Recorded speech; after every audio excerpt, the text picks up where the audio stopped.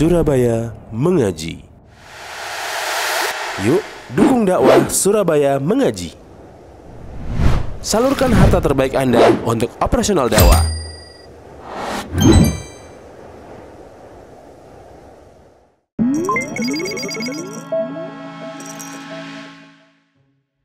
Bismillahirrahmanirrahim. Assalamualaikum warahmatullahi wabarakatuh.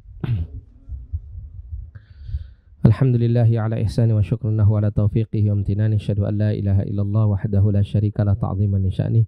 Wa asyhadu anna Muhammadan abduhu wa rasuluhu da'iyan ila ridwanih. Allahumma salli alaihi wa ala alihi wa sahbihi wa ikhwani amma ba'd. Ikhwani fillah rahimani wa rahimakumullah. Alhamdulillah, pada siang hari ini kita kembali melanjutkan pembahasan kitab Khulasatul Fawaid wal Qawaid min Syarhil Arba'in An-Nawawiyah. Yang kali ini kita memasuki Al-Haditsus Sabi' wal Ishrun, hadis ke-27. Seperti biasa kita akan mendengarkan bacaan, ya. Oh gitu, fadhal ya. Ustaz Dedi, fadhal. Hah? Hadisnya saja. Nanti yang bawa Ustaz Reza nanti. Kalau hadisnya kan masih masih punya rambut gitu. Masih punya rambut.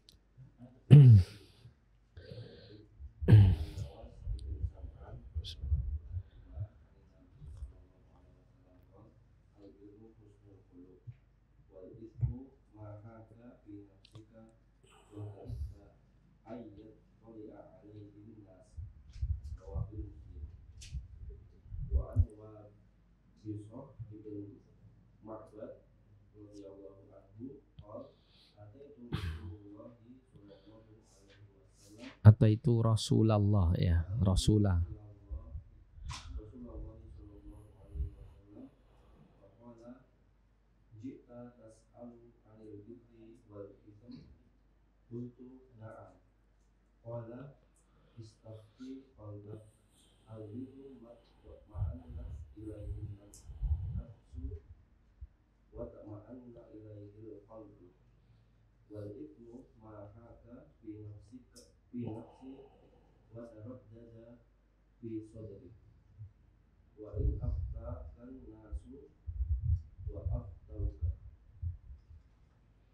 Iya. Diterjemahkan sekalian. Kan ada terjemahnya.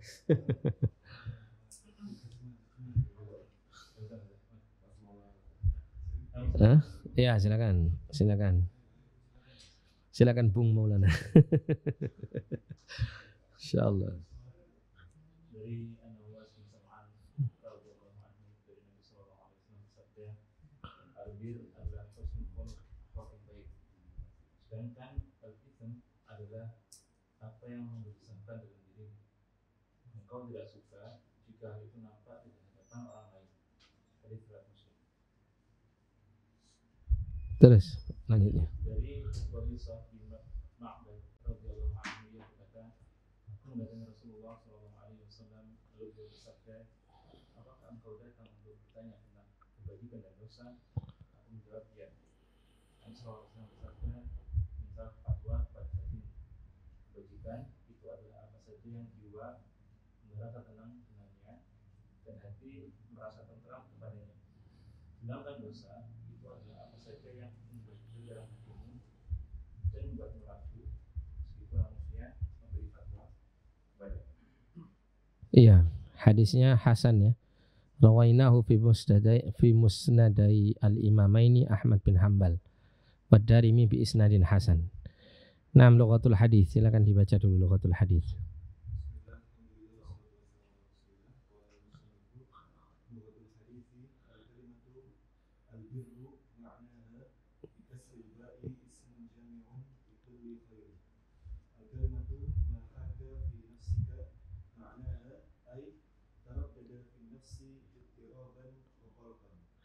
Iya, wa qalaqan. Ya. Nah, selanjutnya fawaid.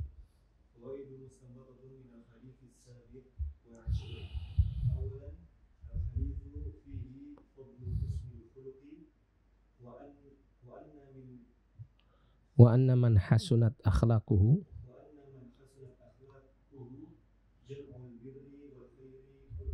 jama'al birra wal khaira kullahu.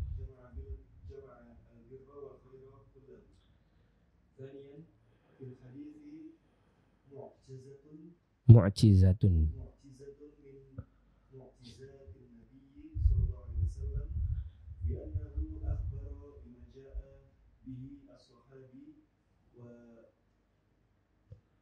Ya, وبصته wabisatu. Ya.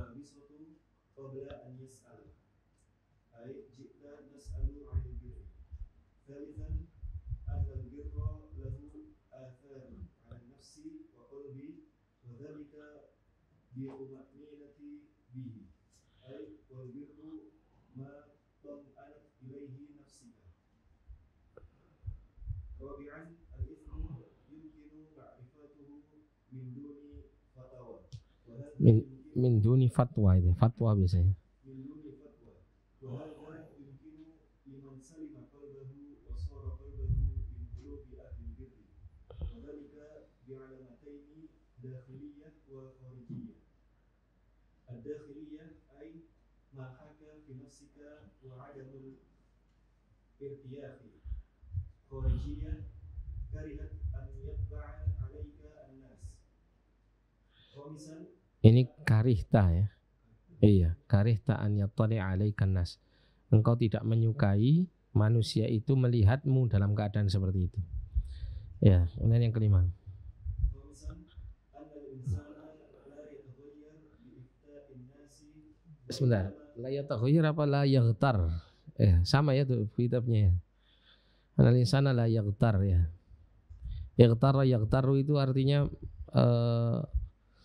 apa itu tertipu gitu. Ya, tidak tertipu dengan ya nasihat-nasihat atau fatwa-fatwa yang beredar di manusia, di tengah manusia.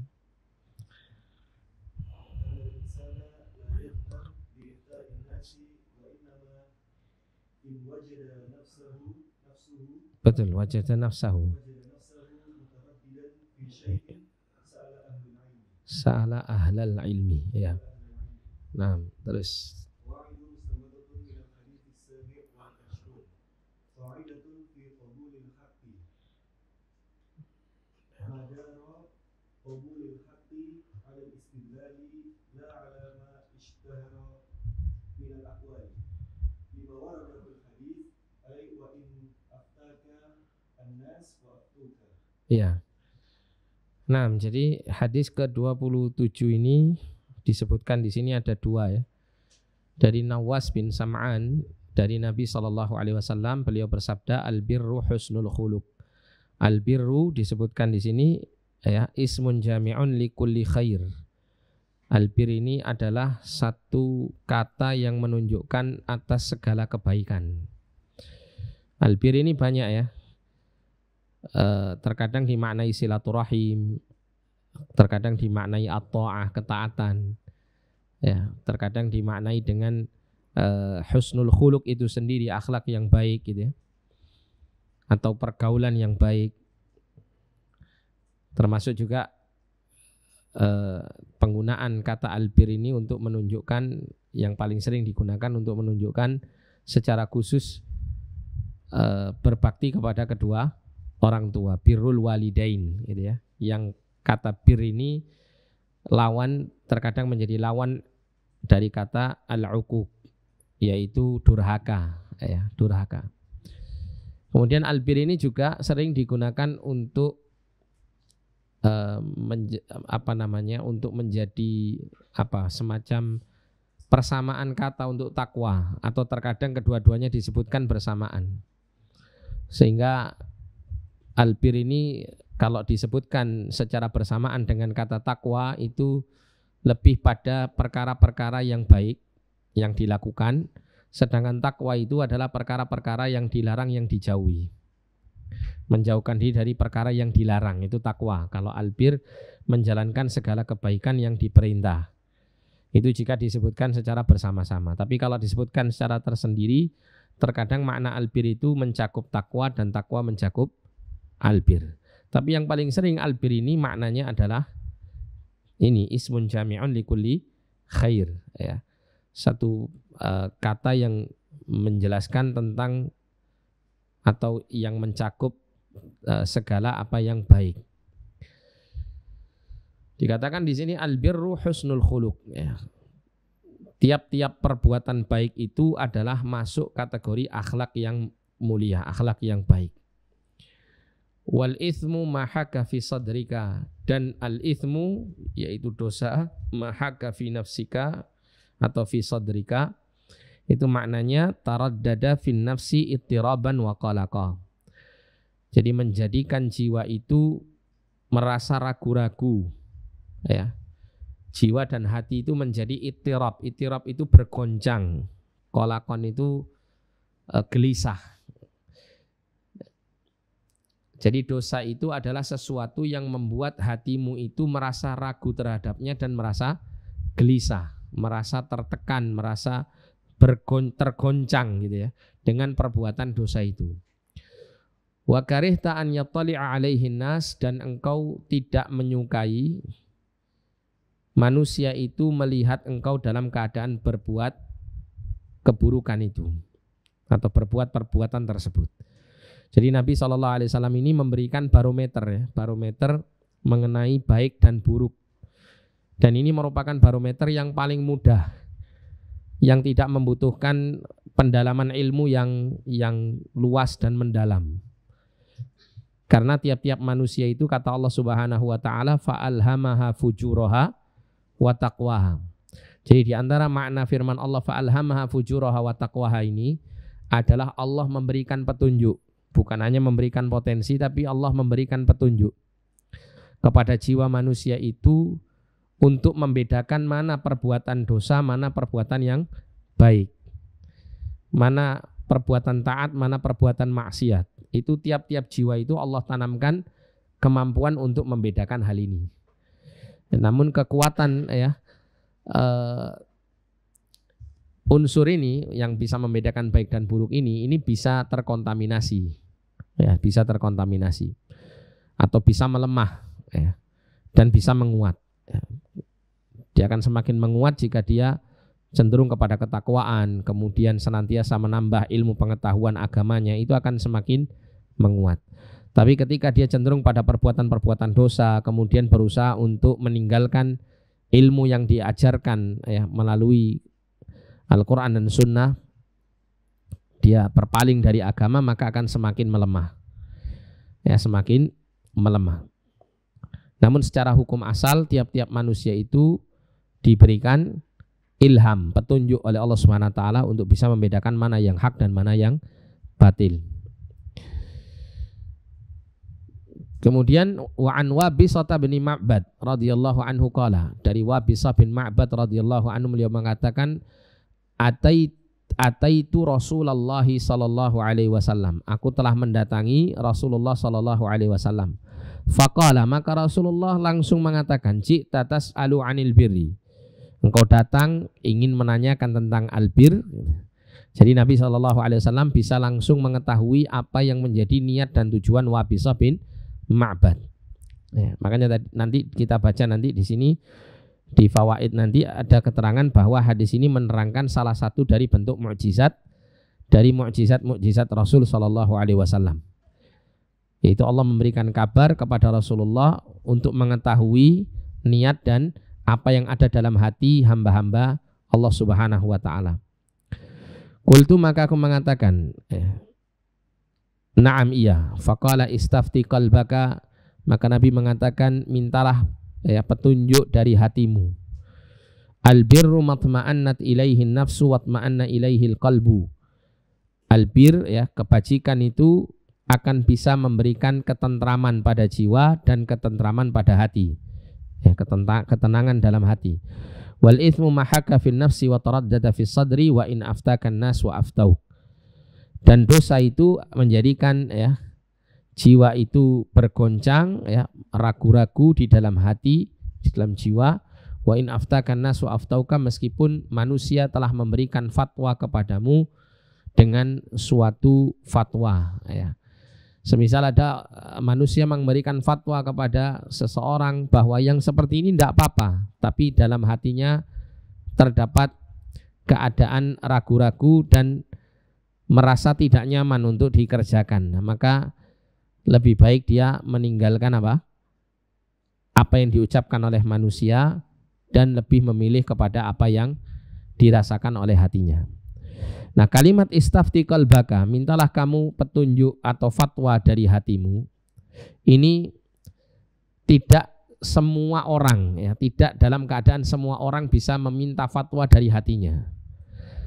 Kapan seseorang itu bisa meminta fatwa atau meminta petunjuk atau menggunakan hatinya sebagai filter, ya, untuk menentukan ini baik ini buruk, yaitu ketika jiwanya itu masih dalam keadaan terjaga fitrahnya, ya, masih terjaga apa? Fitrahnya.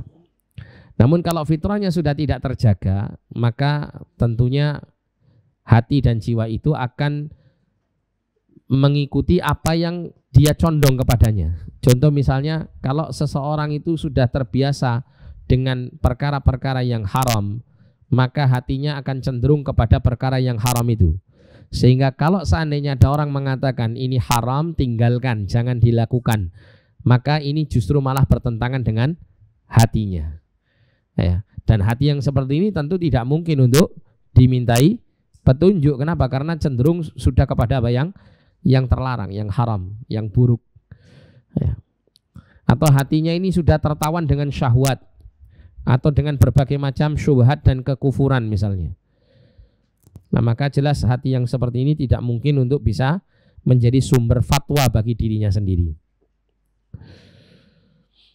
Kemudian yang berikutnya adalah ketika fatwa yang disampaikan kepada seseorang membuat orang itu merasa ragu, sedangkan fatwa yang disampaikan itu berdasarkan atas kebenaran, atas ilmu dan basirah, maka keraguan-raguan jiwa seseorang ini hendaklah dia tinggalkan, ya. Karena ketika seseorang mendapatkan petunjuk fatwa yang hak, ya, dengan dasar-dasar yang benar dan kuat, disertai dengan dalil dan petunjuk-petunjuk yang sahih, kemudian hatinya ada keraguan-raguan untuk menerimanya, maka yang diutamakan di sini adalah menerima apa yang benar, gitu ya. Sedangkan keraguan-raguan dalam hatinya bisa jadi sebagai bentuk was-was syaitan yang menghalangi dia untuk bisa menerima fatwa kebenaran tersebut. Namun di sini, ya, kata-kata wa in aftakan nas, ya, meskipun manusia memberikan petunjuk kepadamu, bisa jadi makna an-nas di sini adalah laisa min ahlil ilmi, bukan termasuk dari kalangan ahli ilmu dan ulama.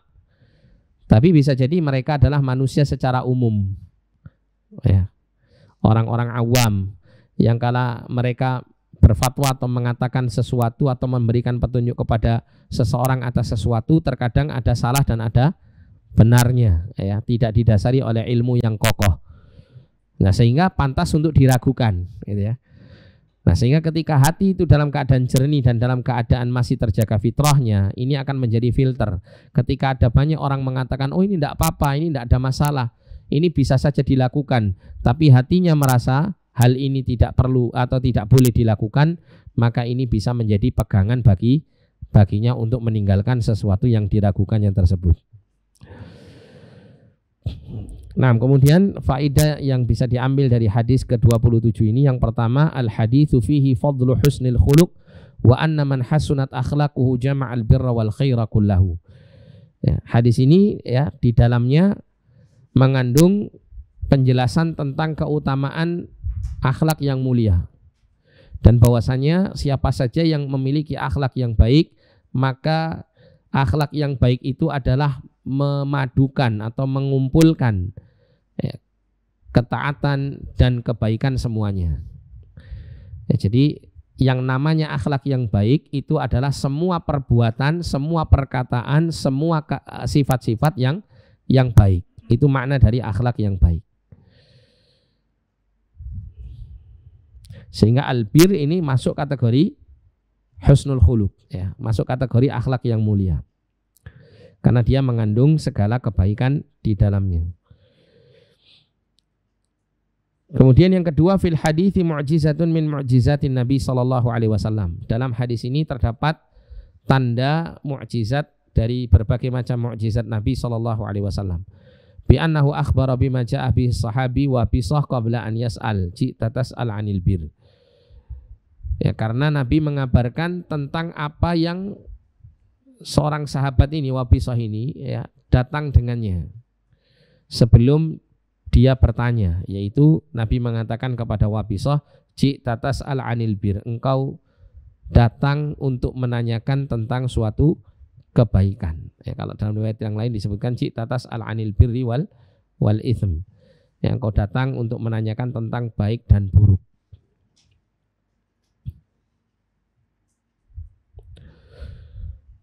Nah, ini jangan disamakan dengan para dukun yang meramal atau yang mengaku tahu isi hati kan gitu ya. Ini ada sebuah kisah nyata, salah seorang ikhwan, ya saya pernah kenal dengan salah seorang ikhwan itu yang pernah bercerita. Jadi dia itu sebelum ngaji, dia sejak dulu memang tidak suka dengan hal-hal yang bersifat mistik, dukun dan macam-macam. Tapi suatu ketika dia diajak temannya ya untuk datang kepada orang yang dikatakan orang pintar. Nah, kala dia datang itu sebelum dia sampai ke rumah si dukun ini, dia mampir dulu sholat di satu masjid. Kemudian qadarullah sandalnya temennya ini atau dirinya saya lupa itu hilang. Ya. Akhirnya dia pun beli sandal baru, kemudian datanglah ke simbah dukun ini atau orang yang dianggap pinter ini. Nah, sampai di rumahnya si mbah ini ya, si dukun ini, tiba-tiba orang ini mengatakan tadi sandalnya hilang ya, gitu. Padahal apa? Padahal si orang ini nggak ketemu sebelumnya gitu, nggak ketemu sebelumnya.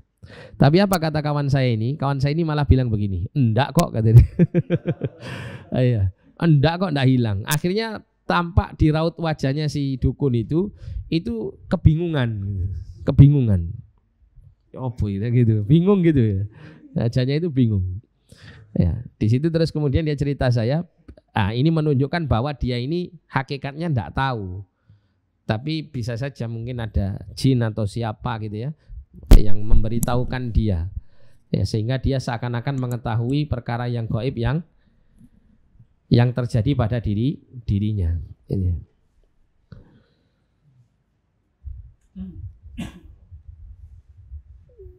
Ada yang pernah ke dukun? Tidak pernah ya, jangan sampai.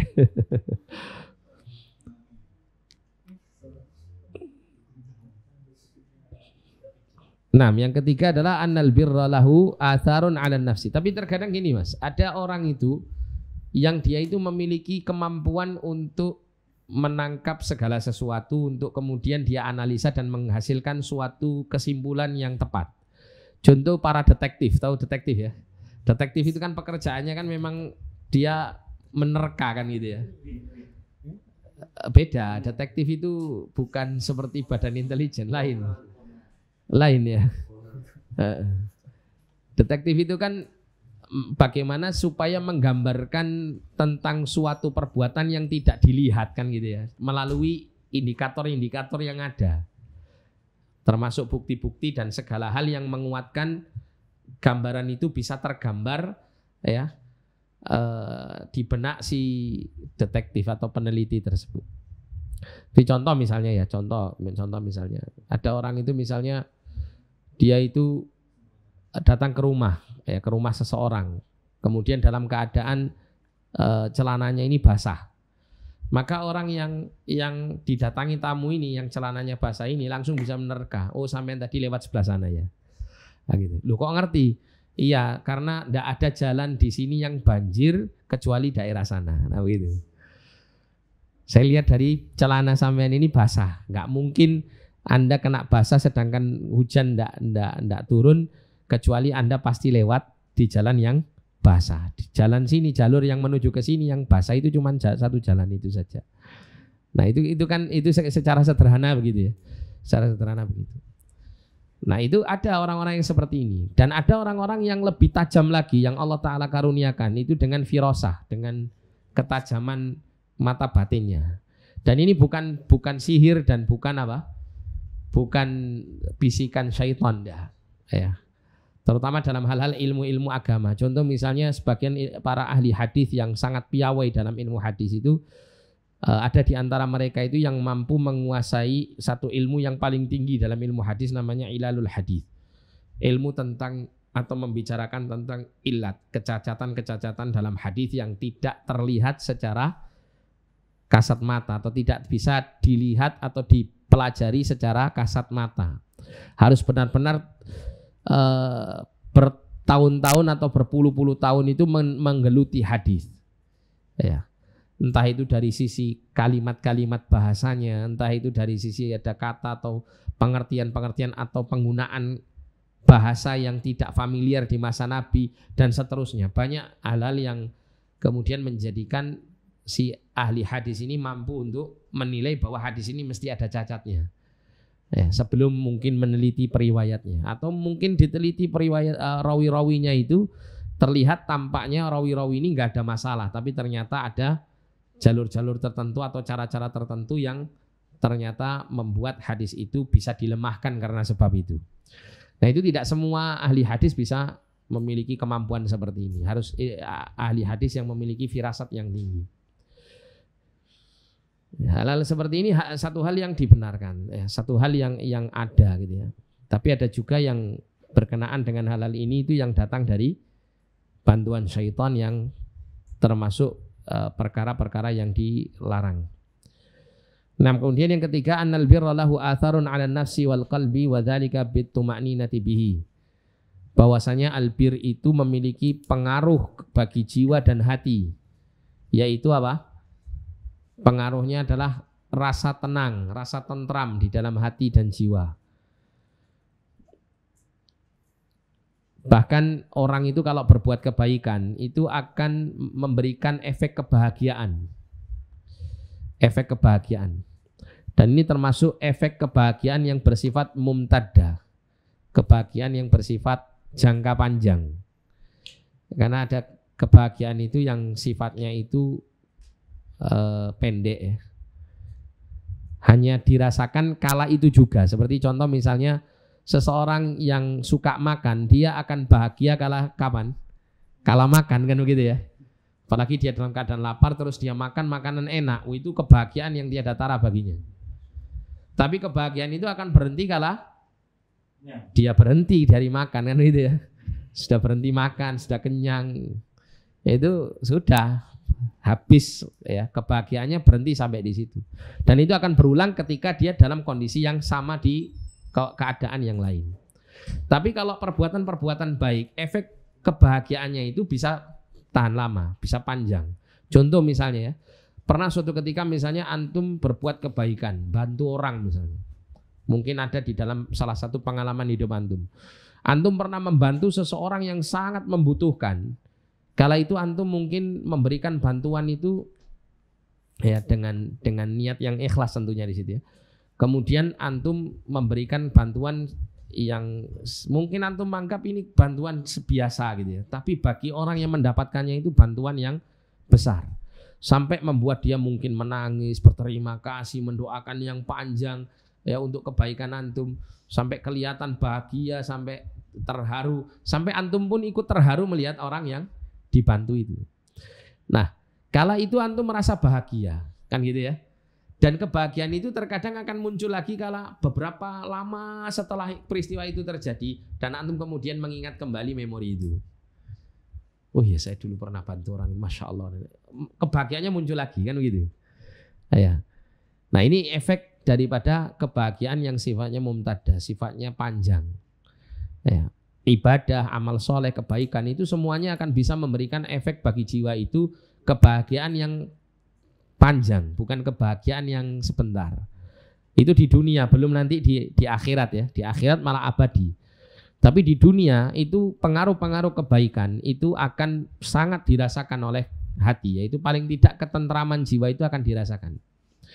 Makanya Nabi SAW itu memberikan resep kalau ada orang itu yang gundah gulana, yang sedih hatinya, yang susah, itu disuruh mengusap apa? Kepala anak yatim, kan begitu. Agar apa? Agar memberikan efek ketentraman. Karena mengusap kepala anak yatim ini adalah salah satu amal kebaikan berupa rahmah kepada anak yatim. Tapi bukan hanya sekedar diusap terus ditinggal gitu, enggak. Ya mungkin itu hanya sekedar apa ya, gambaran bahwa berbuat kebaikan kepada anak yatim itu bisa memberi pengaruh kebahagiaan bagi hatinya. Ya. Nah, termasuk juga Nabi pernah menceritakan tentang keadaan orang itu ketika dia tidur. Kata Nabi kan setan itu kan mengikat dengan 3 ikatan pada tengkuknya. Kalau dia terbangun di tengah malam itu atau di akhir malam, dia terbangun dan kemudian dia berzikir, maka lepaslah apa? Ikatan yang pertama. Kemudian ketika dia berwudu atau bersuci, maka hilanglah ikatan kedua. Dan ketika dia kemudian sholat malam, maka hilanglah ikatan ketiga. Kemudian kata Nabi SAW, fa-asbaha nasyiton qalbi, kan gitu. Maka dia pun dalam keadaan thayyiban nafsi nasyital qalbi, nasyitan thayyibal qalbi, ya, atau kama qala sallallahu. Jadi dia kala itu di waktu pagi akan memiliki jiwa yang penuh dengan semangat dan jiwanya menjadi baik. Enggak apa ya istilahnya, enggak sumpek, enggak mudah terganggu moodnya kan gitu. Jadi kondisinya semangat dan jiwanya, hatinya tentram dan baik, ya. Bagus, merasa bahagia, ya. Tapi sebaliknya kalau orang itu diikat dengan 3 ikatan syaitan ini, ya, dan terus berada di dalam ikatan itu, maka di waktu pagi dia akan bangun dalam keadaan khabithan nafs, ya. Jiwanya akan menjadi buruk dan dia menjadi orang yang kaslan, orang yang malas, terutama untuk berbuat kebaikan dan amal-amal soleh. Jiwanya tidak baik, artinya jiwanya tidak merasa tentram, tenang, bahagia, tidak merasakan seperti itu. Tidak ada semangat dan mood yang baik gitu. Nah, itu menunjukkan bahwa amal-amal kebaikan itu bisa memberikan apa? Efek yang baik bagi hati, ya. Kalau hatinya menjadi baik, hatinya menjadi tentram, hatinya menjadi senang, bahagia, ya, maka hidup yang dia jalani pun akan semuanya menjadi bahagia. Ya, karena hakikat kebahagiaan itu sumbernya dari mana dulu? Dari hati dulu, ya. Orang dia punya duit atau tidak punya duit banyak gitu ya, asalkan hatinya kaya, semuanya jadi baik kan gitu ya. Jadi tergantung kondisi hatinya. Kemudian yang keempat, al-itsmu yumkinu ma'rifatu min duni fatwa, ya, dosa itu mungkin bisa dikenali dengan tanpa adanya fatwa atau penjelasan. Wa hadza yumkin liman salima qalbuhu. Nah ini, dan ini memungkinkan bagi orang yang salima qalbuhu, yang selamat hatinya. Ya, selamat hatinya ini perlu digarisbawahi ini. Liman salima qalbu, tidak semua orang itu bisa memahami tentang dosa atau tentang kebaikan tanpa ada petunjuk fatwa, kecuali orang yang memiliki apa? Keselamatan hati. Wasara qalbu min qulubi ahlil bir, dan ya hatinya itu menjadi termasuk hati orang-orang yang selalu berbuat kebaikan, hati yang cenderungnya kepada kebaikan-kebaikan. Wadzalika bi'alamataini dakhiliyah wa kharijiyah, dan yang demikian itu ya bisa dilihat dari 2 tanda internal dan tanda eksternal. Dakhiliyah itu internal, kharijiyah eksternal. Dakhiliyahnya dilihat dari apa yang disabdakan Nabi, mahaka fi nafsika, apa yang membuat jiwamu itu merasa tidak tentram, merasa gundah gulana. Wa adamul irtiyah, dan tidak ada perasaan tentram, ya, tenang, ya, tidak ada perasaan lapang, ya, di dalam mengerjakan suatu perbuatan tersebut. Nah, itu bisa diketahui bahwa itu adalah perbuatan dosa. Sedangkan faktor eksternalnya, karihta an yattali 'alaikan nas, engkau tidak suka jika manusia itu melihat engkau dalam mengerjakan hal itu. Ya, pasti dia berpikiran bahwa perbuatannya ini mesti adalah perbuatan yang buruk. Kenapa orang lain ya diharapkan tidak melihat dia dalam keadaan melakukan hal itu? Nah, kalau di dalam diri kita ya ada faktor internal seperti ini, kemudian ada faktor eksternal seperti ini, maka itu bisa menjadi barometer kita untuk menentukan bahwa perbuatan itu adalah perbuatan dosa yang selayaknya untuk ditinggalkan dan dihindari. Ya, meskipun kala itu belum mengerti betul hakikat dari perbuatan tersebut, apakah benar-benar dilarang ataukah sekedar makruh saja, ataukah bahkan ya hal itu mubah. Tapi ketika dua poin ini ya, dia merasakan pada dirinya ketika akan berbuat sesuatu, maka ini bisa menjadi pegangan bagi dia untuk meninggalkan perbuatan tersebut. Kemudian yang kelima, anal insana la yaghtar bi ifta'in nas. Jadi manusia itu selayaknya tidak tertipu dengan fatwa-fatwa manusia. Ya, apa saja yang disampaikan oleh manusia itu jangan sampai membuat dia tertipu. Wa innama in wajada nafsahu mutaraddidan fi syai'in sa'ala ahlal ilmi.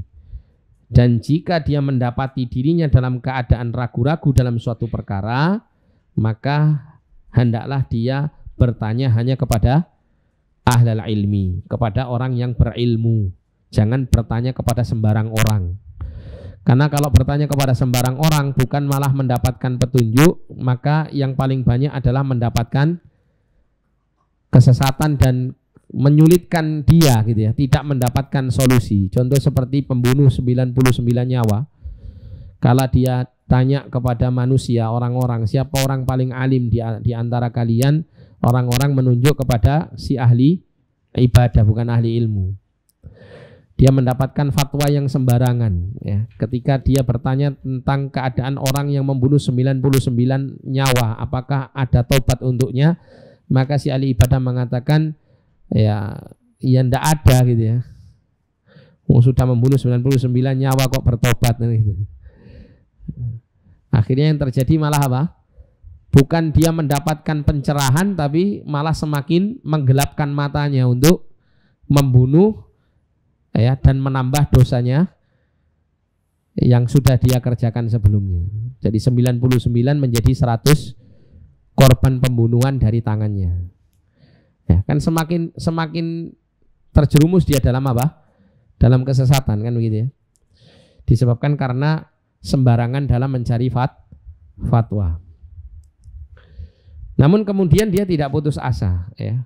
Nah, ini juga menunjukkan bahwa terkadang hidayah itu Allah turunkan itu melihat dari bagaimana besar usaha orang itu untuk mencarinya gitu ya.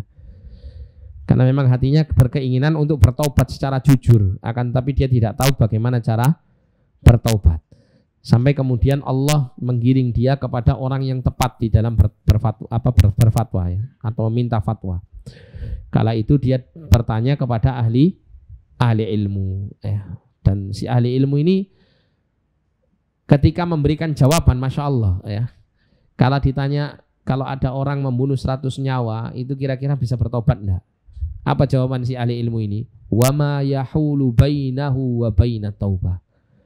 Apa yang menghalangi dia antara dia dengan taubatnya? Artinya apa? Seakan-akan si ahli ilmu ini memberikan motivasi kepada orang yang telah berbuat dosa besar ini, bahwa dosamu dengan dibandingkan ampunan Allah itu nggak ada apa-apanya. Gitu. Kalimat yang membuat kemudian orang yang mendengarkan itu memiliki apa? Harapan besar untuk mendapatkan solusi dari permasalahannya. Ya, misalnya nih ya, antum sakit. Antum merasa sakit antum ini sangat parah, sakit sekali. Antum menganggap ini kayaknya bikin saya cepat mati ini penyakit, misal gitu ya. Ketemu sama seorang dokter melihat sakit sampean dikasih tahu sama dokternya. Sakit sampean ini enggak parah kok, Pak. Enggak parah, Mas. Insya Allah sehari 2 hari kalau ngikuti apa yang saya resepkan ini, sampean insya Allah akan ya mulai mereda penyakitnya. Dan insya Allah seminggu insya Allah sembuh penyakit. Kira-kira gimana? Optimis untuk sembuh kan gitu. Jangankan gitu, antum ketika mendengarkan nasihat dokter ini, ketika mengatakan seperti itu sudah mengurangi sekian persen dari sakit yang antum rasakan, kan begitu ya. Antum merasa, oh berarti sakit saya ini tidak seperti yang saya bayangkan gitu. Sehingga ada harapan gitu kan. Nah seperti itulah terkadang seseorang itu terkadang perlu untuk memberikan motivasi kepada orang itu, terutama orang yang ketika itu sangat terpuruk kondisinya, jangan malah ditambah apa? Ditambah dengan sesuatu yang membuat dia semakin terpuruk, tapi berikan apa? Kabar gembira dan solusi ya, untuk bisa dia bangkit dan kembali menjadi lebih baik. Nah, jadi sini ya, ketika seseorang menanyakan tentang suatu perkara kepada ahli ilmu, maka dia akan mendapatkan apa? Jalan keluarnya, solusinya. Ya, sehingga jangan sampai seseorang itu salah dalam mencari petunjuk. Dan ini banyak terjadi terutama di kalangan orang-orang yang tidak mengenal ilmu agama sama sekali. Ya, kalau dia ini ya mencoba untuk mencari suatu jawaban dari pertanyaan-pertanyaan yang ada dalam hidupnya, terkadang dia akan menanyakan kepada orang-orang di sekitarnya. Ya. Sehingga kemudian dia mendapatkan jawaban-jawaban yang salah, ya jawaban-jawaban yang menyimpang, yang jauh dari petunjuk yang benar. Bahkan terkadang wala'iyadzubillah dari jawaban-jawaban itu justru membutakan hatinya, sehingga ketika ketemu dengan seorang yang tepat untuk memberikan solusi ya, dan petunjuk, malah justru solusi dan petunjuk itu dianggap sebagai sebuah kesesatan, dia tolak begitu ya. Nah, ini keadaan yang mudah-mudahan kita tidak termasuk dari golongan orang yang demikian. Nah, kemudian qawaid mustanbatatun minal hadits sabi' wal 20, kaidah yang bisa diambil dari hadis 27, qaidatun fi qabulil haq. Jadi kaidah di dalam menerima kebenaran. Ya, madaru qabulil haqqi 'alal istidlal la 'ala mashtuhira minal aqwal. Jadi inti daripada menerima kebenaran itu adalah di atas al-istidlal. Ya. Melihat pada apa? Pendalilan gitu ya. Pendalilan. La 'ala mashtuhira minal aqwal, bukan apa? Dilihat dari pendapat itu pendapat yang viral di tengah manusia, yang terkenal ya di tengah manusia, bukan dilihat dari sisi ini, tapi dilihat bagaimana pendalilannya tepat atau tidak ya, dalilnya tepat gitu ya, dalam arti di sini sahih gitu, kemudian pendalilannya juga tepat, benar gitu ya. Nah, ini yang menjadi apa? Menjadi alasan untuk menerima suatu kebenaran atau suatu pernyataan ya, atau suatu fatwa. Bukan karena itu sebagai perkara yang sudah viral atau sudah terkenal, sudah masyhur di tengah-tengah manusia ya.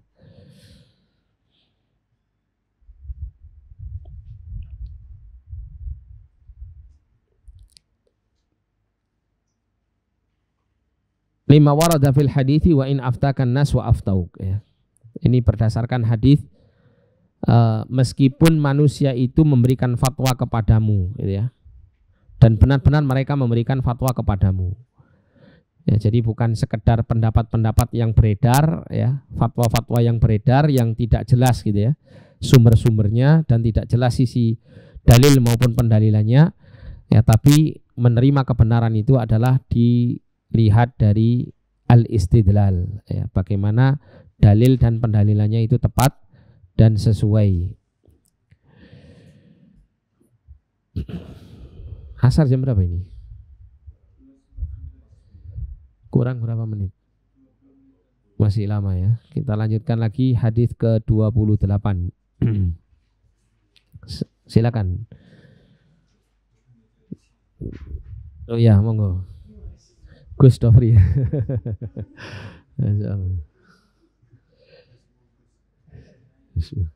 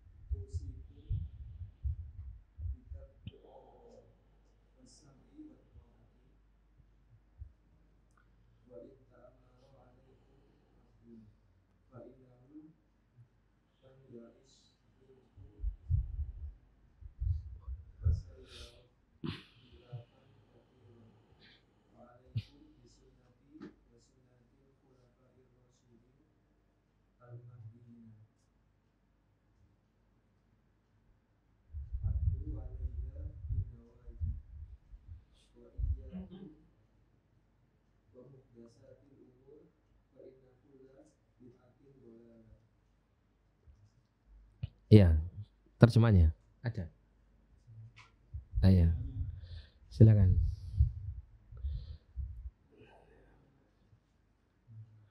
Dari Abu Nasir al-Irbad bin Sariyah radhiyallahu anhu, dia berkata, Rasulullah sallallahu alaihi wasallam menasihati kami dengan nasihat yang karenanya hati kami menjadi gemetar dan mata kami meneteskan air mata. Maka kami berkata, wahai Rasulullah, sepertinya nasihat ini adalah nasihat dari orang yang akan berpisah. Maka berwasiatlah kepada kami.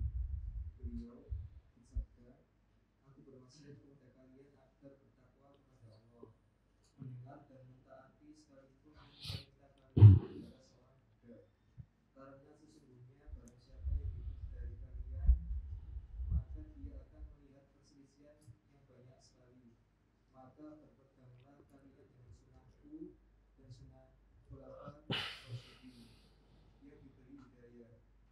Bikinlah ia erat-erat dengan gigi geraham dan waspadailah setiap hal yang diadakan. Karena setiap hal yang diadakan adalah bid'ah dan setiap bid'ah adalah kesesatan. Ya. Selanjutnya.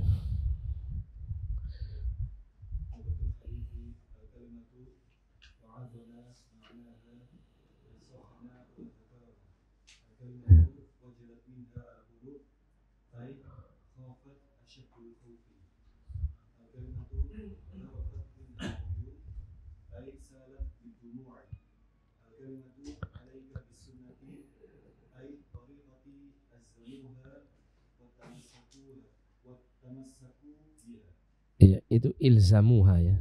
Iya, ilzamuha wa tamassaku biha.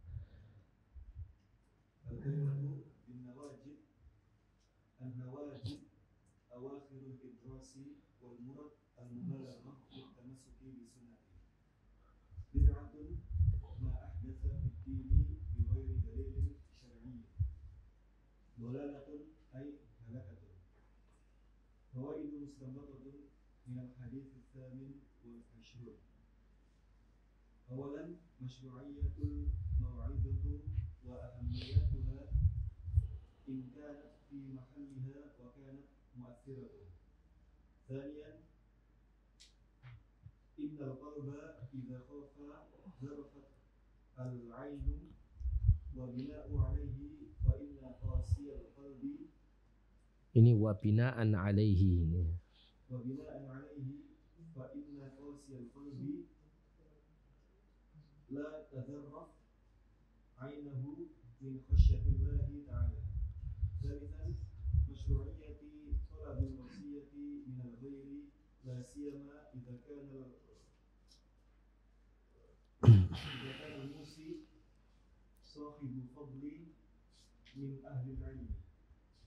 رابعا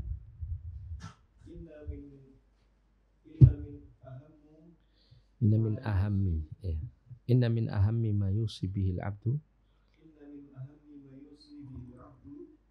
تقوى الله تعالى وهي وصية الأولين والآخرين.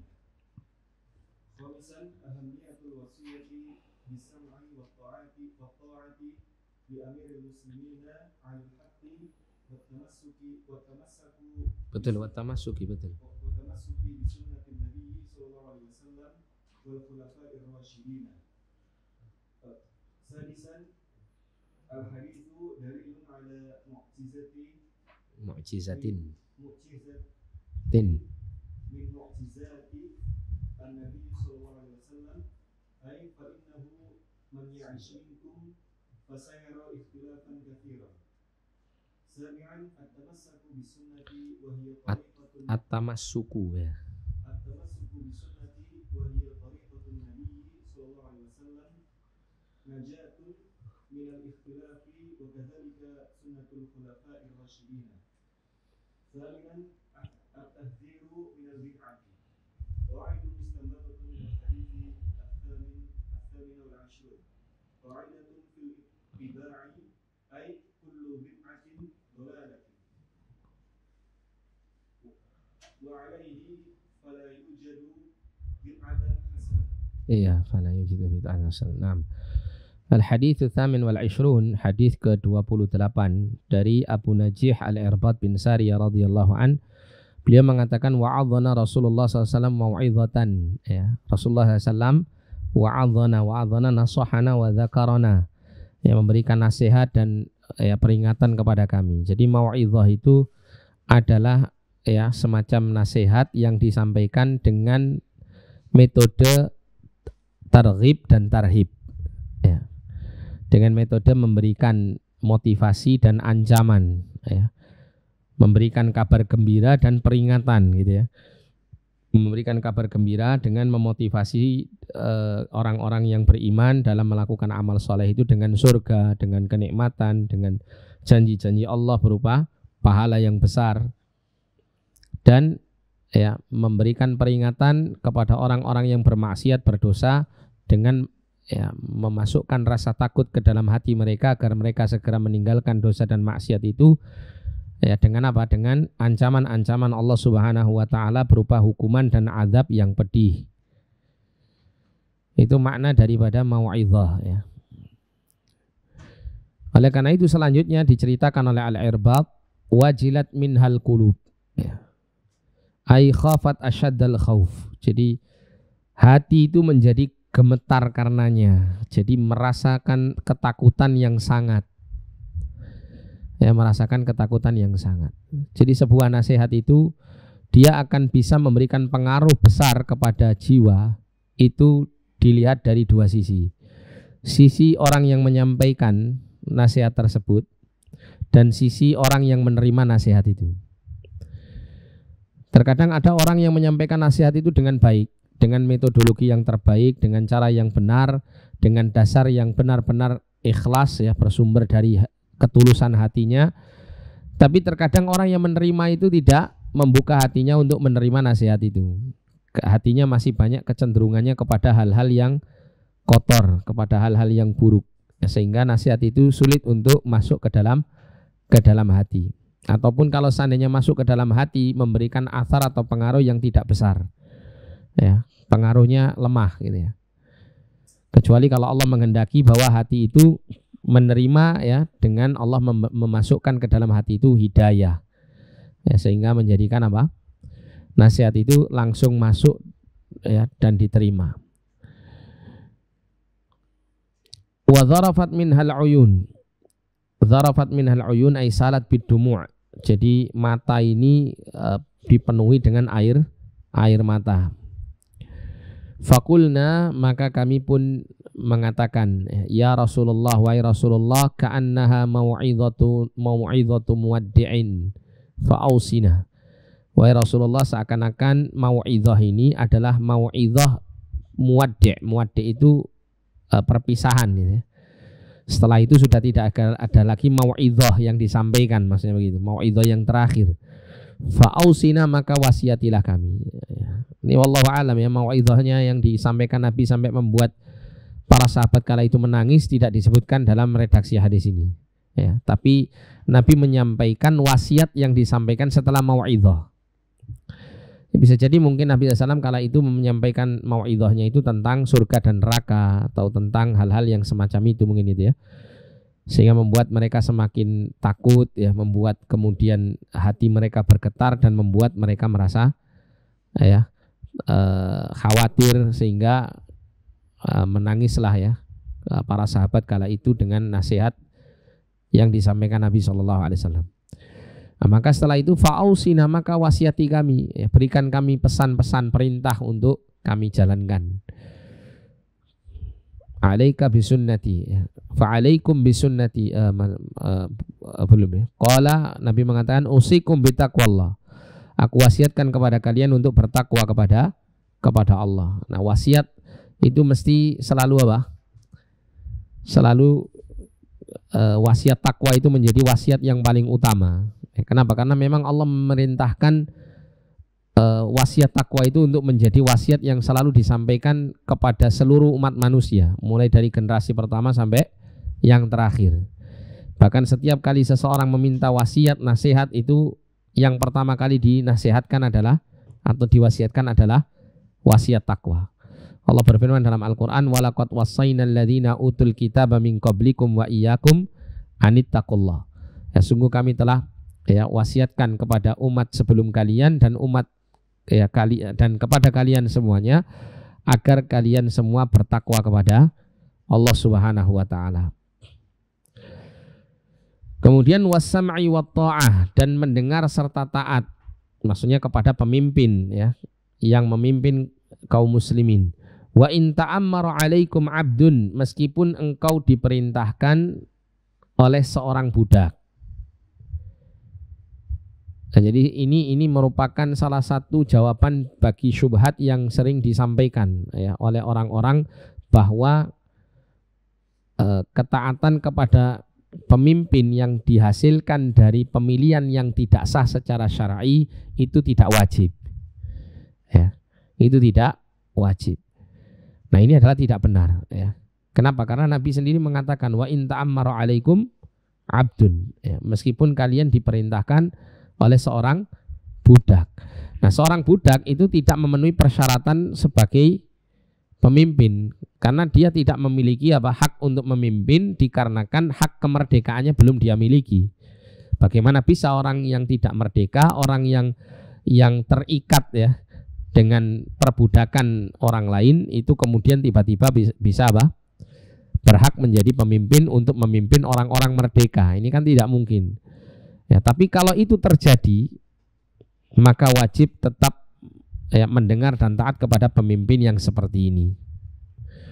Yang menunjukkan bahwasanya apapun caranya di dalam mengangkat kepemimpinan, selama orang itu benar-benar sudah menjadi pemimpin, mampu menjaga stabilitas keamanan di negeri yang dipimpinnya, maka di dalam Islam berkewajiban untuk didengar dan ditaati di dalam perkara yang ma'ruf. Tidak boleh karena sebab pengangkatannya itu menurut syariat Islam tidak sah sehingga menjadikan kepemimpinannya pun juga tidak sah. Ini tidak tepat, ini tidak benar, dan ini bertentangan dengan hadis yang kita baca ini.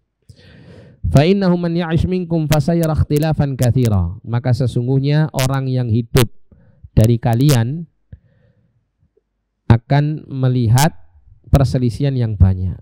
Kalau dalam riwayat yang lain disebutkan fa innahu man ya'ish minkum ba'di.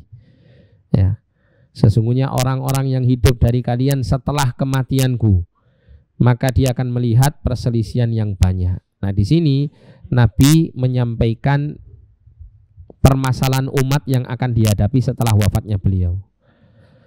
Setelah itu kemudian Nabi menyampaikan solusi yang harus diambil, yang harus ditempuh oleh umat untuk menghilangkan permasalahan yang terjadi kala itu. Apa itu? Fa'alaikum bisunnati wa sunnatil khulafa'ir rasyidin al-mahdiyyin. Maka wajib bagi kalian berpegang teguh dengan sunnahku dan sunnahnya al-khulafa ar-rasyidin al-mahdiyyin yang diberi petunjuk. Addu 'alaiha bin nawajid. Gigitlah oleh kalian atasnya dengan gigi geraham.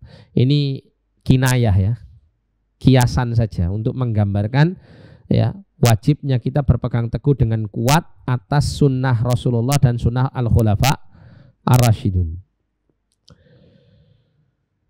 Kita baca dulu di sini Alaika bisunnati ay tariqati ilzamuha wa tamassaku biha. Wajib bagimu untuk berpegang teguh dengan sunnahku, yaitu maksudnya tariqati, jalanku, cara beragamaku.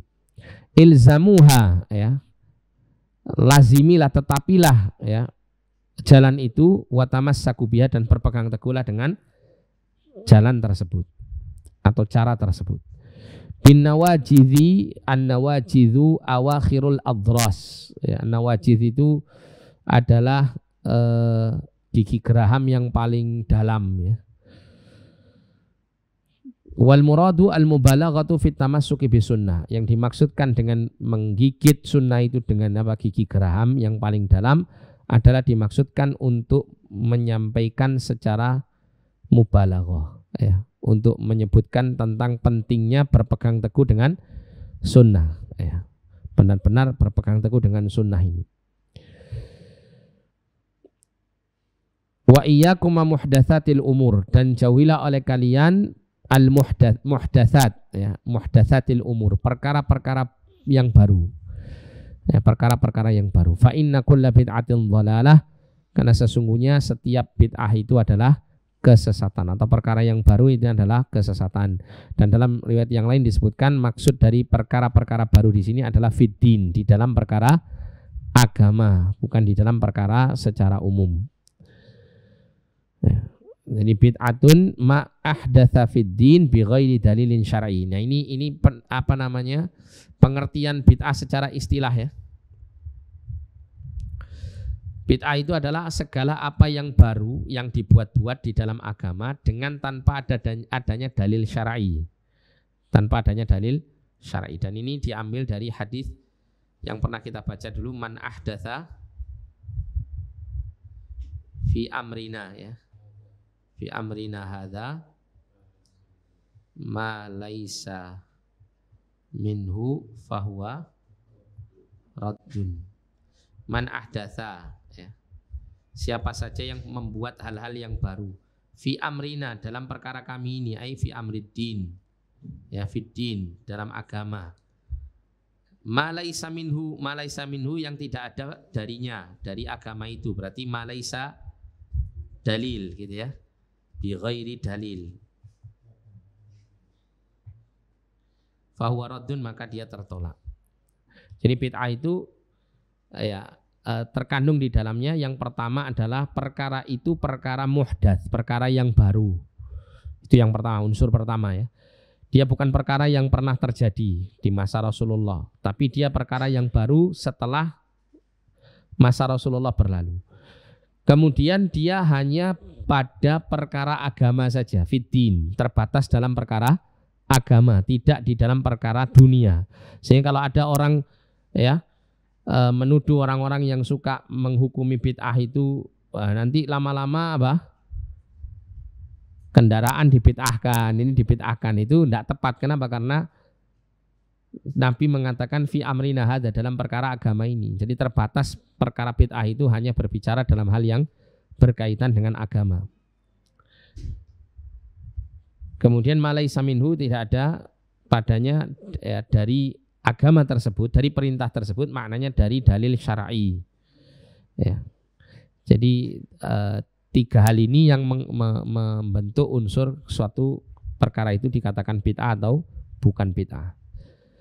Dan ini pengertian ini semua sepakat. Ya, semua sepakat. Semua para ulama sepakat, baik yang mengatakan bid'ah itu semuanya dhalalah, atau yang membagi bid'ah itu menjadi dua, bid'ah hasanah dan bid'ah mazmumah ya. Semuanya sepakat pengertian bid'ah seperti ini. Cuma nanti yang menjadikan perselisihan di antara mereka itu adalah berkaitan dengan dalil syar'i ini, terutama ini, dan terutama ini ya, perkara baru, apakah dia masuk kategori agama ataukah dia hanya sekedar wasilah. Itu bisa terjadi perselisihan di situ. Kemudian dalil syar'i. Nah, dalil syar'i ini ada yang disepakati, ada yang mukhtalaf. Dalil syar'i yang disepakati Quran, Al-Quran, kemudian as-sunnah, ijma', dan apa? Qiyas. Kemudian nanti ada yang diperselisihkan seperti qaul sahabi. Terus apa lagi? Amal ahli Madinah ya. Terus istihsan, istihsab, dan seterusnya. Ini pelajaran usul fikih. Ini kita nggak belajar di sini. Ya. Makanya terkadang kita mendapati sekelompok para ulama membid'ahkan sesuatu, sekelompok para ulama tidak membid'ahkannya, bahkan mensunahkannya. Itu wajar, biasa. Karena apa? Cara pandang yang berbeda dalam hal menggunakan dalil syar'i ini. Nah, ya. Sehingga sebetulnya tidak perlu terlalu besar ya mengangkat perkara-perkara bid'ah ini, kalau ini perkara-perkara mu'tabar yang diakui oleh para ulama, di sisi mereka ada perselisihan. Jangan dijadikan menanggapi bid'ah ini seperti menanggapi prinsip-prinsip yang apa namanya diselisih gitu ya. Bukan perkara-perkara usuliyah, tapi masih kategori perkara-perkara furu'iyah jika itu berbicara mengenai furu'-furu' agama yang masih diperselisihkan.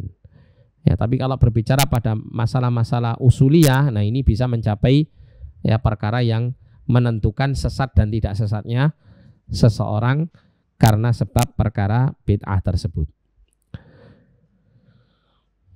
Ini ada pembahasan tersendiri, kita nggak bahas terlalu jauh ya. Kemudian dhalalatun ay halakah, kesesatan yaitu halakah.